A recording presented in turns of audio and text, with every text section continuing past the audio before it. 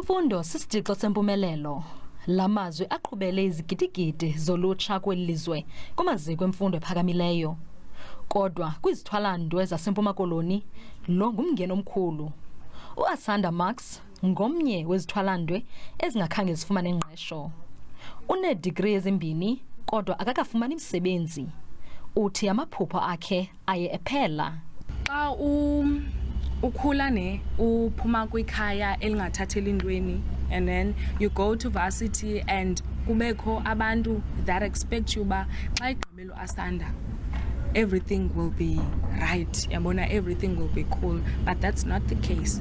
uAsanda wathwesa isitanga okokuqala ngonyaka ka2018 kodwa ngenxa yentswelangqesho uphinde wabuyela esikolweni. Ithemba lakhe ngoku kukuba neshishini lakhe. Urhulumente azame unika abantu abatsha izakhono yabo for bona babengabaqeshi rather than bona baqeshwe. Amashishini asemancinane ingasisombululo kwingxaki yentswelangqesho. Kodwa kunzima ukufumana inkxaso-mali. Uqinisekisa into ba osomashishini abakhulayo bafumana imali emayincedise bakhulise amashishini abo khona ukuze bazawukwazi ukudala amathuba emisebenzi. Abahlali balapha banethemba lokuba umongameli uzokuthetha ngalomba. Kwiindaba zeSABC, ndingu-Anda Ngqonji, eGqeberha.